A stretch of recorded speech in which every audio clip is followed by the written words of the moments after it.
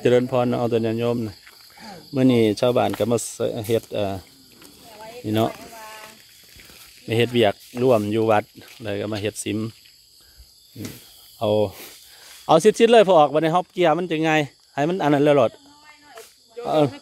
ยอดมันเต็มเลยหลอดแล้วให้มันติดกันเลยมาเฮ็ดซิมก็คือสุดก่อนเพิ่นเฮ็ดเพิ่นเท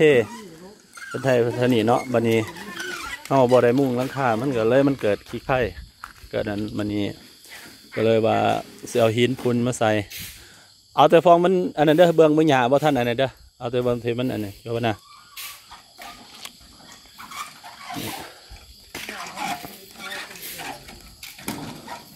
ชาวบ้านโจรนะมาเฮ็ดซอยโจรหน้าไปปิดหน้าให้เนี่ย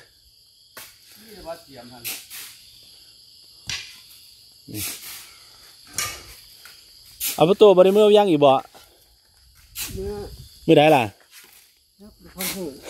วัฒนุ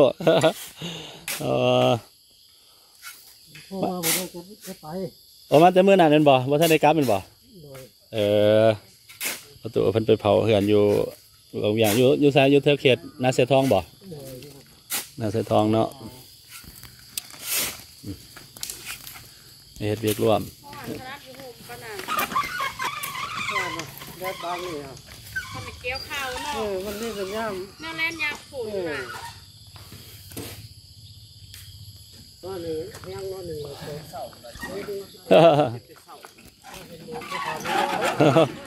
โจน่าบ่เสียแต่เสาบ่นะเพิ่นเฮ็ดบางนึงนี่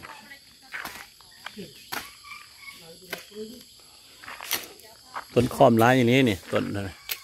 มาก็มากินได้เนาะเฮ็ดก็จะหวานมาพอกหวานเปรี้ยว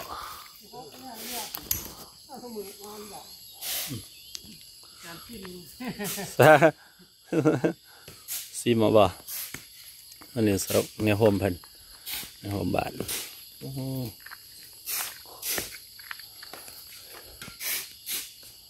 ้วมี2 คันอันนี้อยู่หันเนี่ยอันหนึ่งพอออกไปเอาหรือเปล่าเอา2 คันมีตัวนี้บ่อันนี้กับข้องวัดให้กันบ่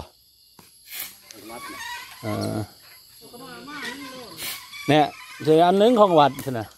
ตัวเมื่อนั้นมี2 อันบ่แม่นบ่อันนี้ของพอออกเป็นเมื่อนั้นเห็นก็จะยั่วน่ะนะดินหันมันมี2จะมาลองเบิ้งเท่านี้เบิ้งประตูหาเบิ้งเท่านี้เบิ้ง4 เม็ดก่อนบางเด้อมันสิได้หลายสำได้หน่อ4 เม็ดก่อน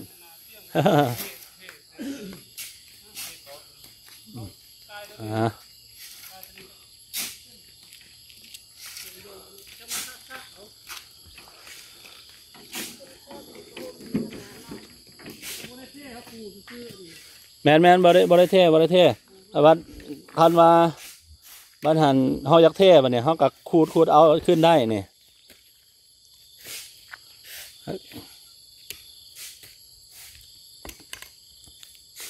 ตัวมันสมปูนได้เลยบ่พอออกนี่อันนี้สมปูนได้เลยบ่เขาต้องเอาไส้ลงอีกบ่หรือว่าจะได้เอาปูนมันเป็นไส้ไปในตัวเลยติโอ้สบายแล้วถนนเนาะโอ้โจรนะ